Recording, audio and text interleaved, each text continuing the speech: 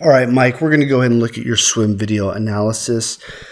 Basically, what I want to do is I'll point out a couple of things, but I really want to focus more on the fact that you will be in the open water, not a pool, and you'll be wearing a wetsuit rather than just a Speedo. So, as you can see right here, now pointing out your body position is not that good, but again, hey, when it comes time for your big races, you'll be in a wetsuit. That'll be good. I do want to focus on your stroke timing, your head position, and the fact that you're windmilling, so your arms are really straight as you swim. So we will get more into that.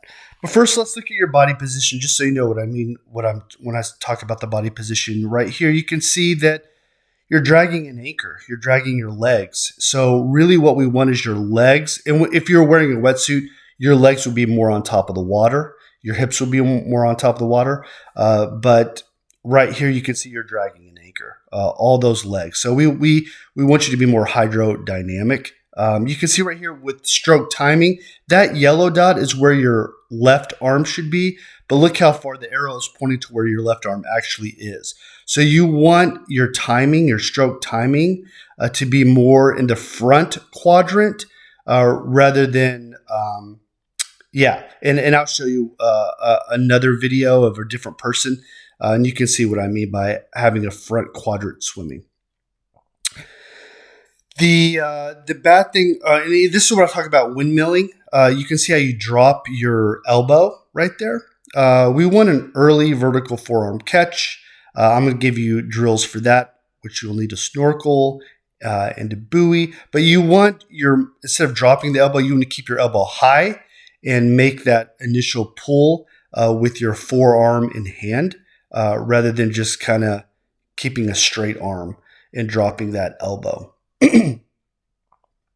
So you can see, again, body position, your elbows are dropped. And so when you're wearing a wetsuit, your stroke timing is going to be very, very important. It's just more efficient. And it's also easier on your deltoids, your shoulders. So that's kind of a big deal. We want to go easy on your shoulders, because your shoulders are made up of really smaller muscles. And think about how many times you do a swim stroke in, let's say, a 1 mile swim. So that's a lot of reps on our delicate shoulders. So we want to just be really, really efficient. And so when that arm is entering in the water, we want the opposing arm to still be in that front quadrant. And you can see as soon as your arm enters right there, you're already finishing the stroke with your other arm. And what that does is it's inefficient and it drops you down into the water. And we want more front quadrant swimming. So that's what I mean. You can also see when you breathe, you are looking straight up at the ceiling rather than to the side. I'm going to show you a more aerial view. And you'll see what I'm talking about, and it'll come up here.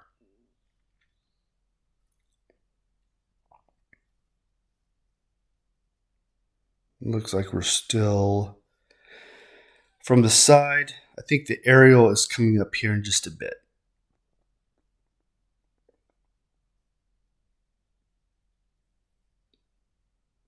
All right, here we go. And with this, you can see it's a better picture of what you're. So when you breathe and you're looking up at the sun or the roof or the ceiling, your body position drops. Your form breaks down. So there we go. I should only see one goggle. You should be looking at my shoes, but you're looking up at the ceiling. So again, if you're like, well, what's the big deal? Well, the big deal is that when you do that, it causes your arm that's extended to drop down. And it's just inefficient. It's harder on your shoulders, and we want to fix that. Now we'll go the other direction. And this is where you should be engaging your core. Right here, you can see you're not generating a lot of motion forward, but we want your transverse abdominals to be engaged. And you're really not pulling a whole lot of water. So that's just a more that has more to do with power, generating power. From the front, I'm going to show you what I mean as far as what your arms are doing and what your hands are doing actually also as well. So right here, you can see your left hand, your fingers are splayed.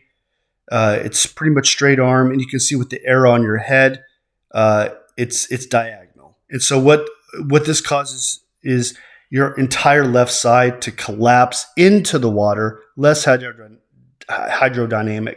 We want your fingers together. We want your elbows really high, and we want your head position looking to the side rather than up. What I want to do is show you, if you're like, well, heck, what is a perfect stroke? Like, what is Wes talking about? I want to show you a video of Jono, excuse me, Jono von Hazel. Okay, this guy's like an Olympian, so I know we're not training for the Olympics, but I just want to show you what I'm talking about, what a good swim stroke looks like. So just take a look at him. And I'm going to actually break it down and show you in a little bit more detail what I'm talking about. When I talk about front quadrant swimming and stroke timing, look at this. That arrow is where your hand would be, but look at his hand. It's front quadrant. It's up in front of him, so he's able to stay on top of the water. And where I'm circling is that's front quadrant swimming. Okay. So he's able to generate force and balance himself in the water. Like a boat, excuse me, like a boat, he's balanced and on top of the water and generating that propulsion from up front. Look at his head position. We see one goggle. He's looking to the side of the pool. All right. So that's what I'm talking about. Overall, these are just a couple of things.